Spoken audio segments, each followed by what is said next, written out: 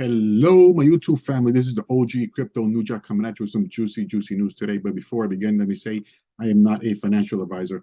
Anything you hear or see in this video is for educational and informational purposes only and should not be considered as financial advice. Remember to do your own research and consult with a qualified professional before making investment decisions. Okay, taking a look at the total crypto market, it is at 1.09 trillion, down 0.5%. Bitcoin coming in at number one at 25,926. Ethereum coming in at number two at 1,744. My beloved XRP is coming in at number six at 52 cents. Taking a look at crypto bubbles, it looks like Sui is the top gainer at plus 9.6%, and Pulse is the biggest loser, down 13.1%.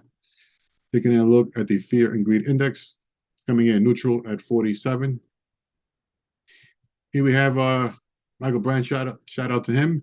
John Deaton said Hinman emails would not change the application of Howie. However, the documents will show the difficulty in applying 1930s and 1940s precedent to modern day technology. And I 100% agree. You don't have to be a lawyer to put that together. Okay, here we go. Shout out to Genevieve. She puts out, good morning, everyone. Ray Dalio, founder of the world's biggest hedge fund, says the U.S. is going to issue a large amount of government debt and there is a shortage of buyers. He calls for the beginning of a big cycle debt crisis. We're right at the brink of starting to find out that the amount of selling of government debt collapsed, right? We didn't issue government debt. And now we're going to issue a lot of government debt.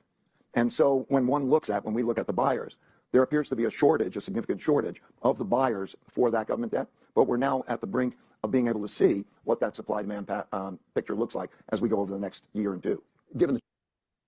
So that's what we're looking at, folks. Okay, shout out to James Rule. He put this out. FYI, if you want to eliminate the heartache of a damaged or a lost cell phone, back up your Google Authenticator app QR codes by choosing transfer accounts. You cannot just download Google Authenticator to a new phone without having the backups. A screenshot and print the QR codes and delete the screenshots. Do not upload screenshots to the cloud. Delete immediately. This is a very good point. Actually, this happened to me, even though it wasn't too bad for me, but I did get a new phone. And when I synced everything over, I thought everything was going to be over, but it was not. My saving grace was that I had a tablet that I also had already with the Google Authenticator. So I was able to, on my new phone, put it back in through my tablet, but that saved me. But if I didn't have my tablet, I would have been in some hot water, either having a lot of phone calls and emails or maybe losing completely my accounts. So this is a very good advice. Make sure you have it backed up and don't assume that it's just going to come over on the new phone, because it won't. Okay, here we go. Shout out to Jeremy Hogan. He puts out a modest proposal. If U.S. regulators believe that crypto is inherently fraudulent and has no value, then buying crypto is not an investment, but pure speculation, and would make more sense to regulate as gambling and not as securities, just to be rationally consistent. And this is what he's talking about. This was a statement that Gary Gensler made when he said we don't need more digital currency. The SEC's suit against Coinbase in particular hinges on the moral presumption that cryptocurrency is inherently fraudulent and valueless. This allows them to paint Coinbase CEO Brian Armstrong as the same as Sam Bankman-Fried in the public eye, despite the fact that the first has run a stable and trustworthy service for a decade, and the second was an incompetent boob with zero moral compass or basic mathematical ability. And I 100% agree. Here we have Paul Grohl, Coinbase chief legal officer. He puts down, meanwhile, here in the States, I guess we are to settle for Bring Back Crypto Act of 2050. And I sure hope not. It's not going to take another 27 years. Hopefully we can get our act together here. This is a statement from the UK Prime Minister, Rishi Sunak. He writes, as we cement the UK's place as a science and tech superpower, we must embrace new innovations like Web3, powered by blockchain technology, which enables startups to flourish here and grow the economy. That success is founded on having the right regulation and guardrails in place to protect consumers and foster innovation. While there's still work to do, I'm determined to unlock opportunities for this technology and turn the UK into the world's Web3 center. That's why I'm thrilled world-leading investor Andreessen Horowitz has decided to open their first international office in the UK, which is testament to our world-class universities and talent and our strong competitive business environment. And this is what we need to see here in America. Unfortunately, we got corrupt officials left and right in government that is derailing this. But good for them for having a good place for innovation to thrive. We need to do the same thing here in America. Moving on, we have the Bearable Bull. Shout out to him. He puts out Ripple gets sued, Binance gets sued, Coinbase getting sued. Everything is called an illegal security, but FTX to relaunch at the end of the year. What the F type of BS is this? And I agree with that. Obviously, FTX shouldn't even be considered, but they are for some strange reason. Okay, moving on. Shout out to Mr. Hubert. He writes, in the midst of everything that is happening right now, Ripple has just published a new job opening in New York. They are looking for a lead product manager, crypto payments platform, whose primary role is to create and launch a new crypto payments platform from 0 to 1. Bitcoin maxis real wheat. As you can see, Ripple just keeps trying to grow, and they're not even worried about the SEC lawsuit.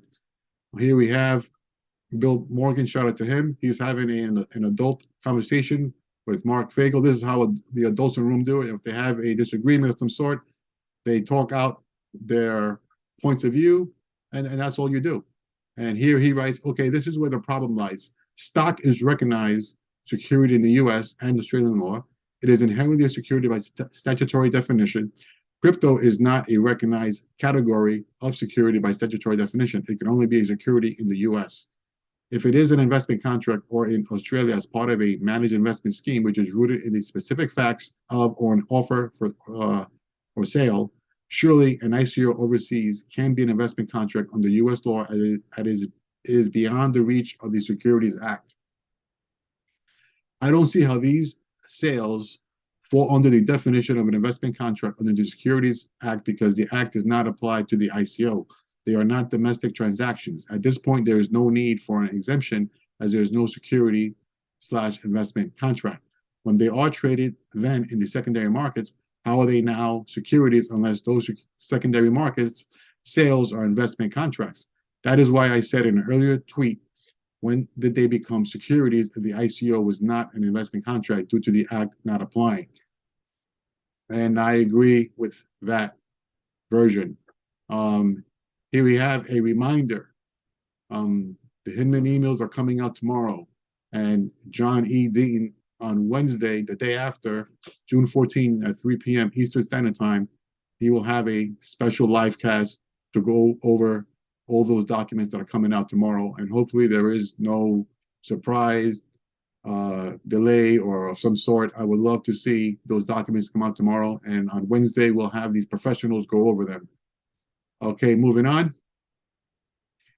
Warren Davidson, the congressman, he puts out, today I filed the SEC Stabilization Act to restructure the SEC and fire Gary Gensler. He writes here, the U.S. capital markets must be protected from a tyrannical chairman, including the current one. That's why I'm introducing legislation to fix the ongoing abuse of power and ensure protection that is in the best interest of the market for years to come. It's time for real reform and to fire Gary Gensler as chair of the SEC. And I could not agree more. This man is doing a lot of harm, not just to crypto, but just the country as a whole. And my next 3 points will show why this is so important that it gets done.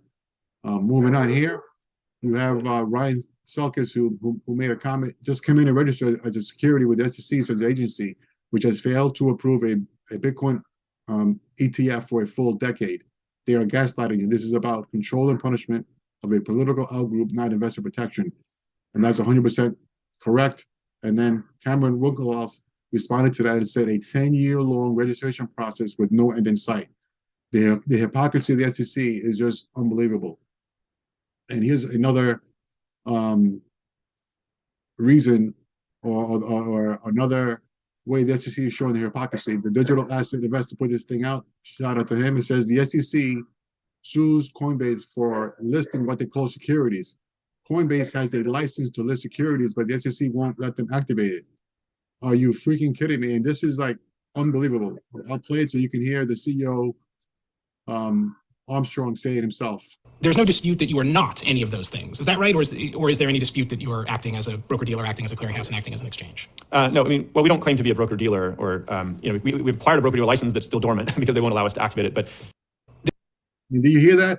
They have a broker-dealer license to sell securities, but the SEC won't allow them to activate it and then sues them for selling securities when they're not a broker-dealer licensed to do so. I mean, it's just like we live in an upside-down world where the SEC is they're contradicting themselves left and right, and they're not acting in good faith. And speaking of not acting in good faith, here's a video where you have the SEC chairman contradicting himself. So this is Weezy who put this thing out. Shout out to Weezy. And let me let you hear the Gary Gensler contradict himself, not someone else saying something. No, he actually contradicts himself. About 3/4 of the market is non-securities. It's just a commodity, a cash crypto. We're trying to work with the crypto trading platforms to get them registered, which again, because most of the tokens are likely to be securities. I'm one that believes that even our securities law needs some adaptations because not everything fits. If an ICO is a security, yes, but maybe there should be some adaptation. So the Howey test comes up again and again, right? Do you think modifications are needed to the Howey test? With all respect, no. I think the SEC here in the U.S. is starting to say, you know what, you've got to be registered if you're an exchange, but they are different, and the SEC is going to have to adapt its rules. They're going to have to figure out how to adapt the rules, but they haven't done that yet. Pretty straightforward. There already are rules. They're called the securities laws and the securities rules. There's nothing incompatible about crypto and the current securities laws. I mean, there you go, a quick little video, just over a minute, and he basically contradicts himself over and over and over again. And then he loves to say, the rules are clear. They couldn't be any more clear. Come in and register. Meanwhile, there's no way to register. This guy needs to go, and I hope the congressman gets going with that bill, because this Gary Gensler is bad for crypto, bad for America, and he needs to go. Well, okay, fam, that's going to do it for today's video. If you found this video to be helpful, would you please smash a like and subscribe? I would really appreciate it, and it doesn't cost you anything. And thank you very much in advance. And the words of Snoop Dogg, keep your mind on your money and your money on your mind. Peace out, fam.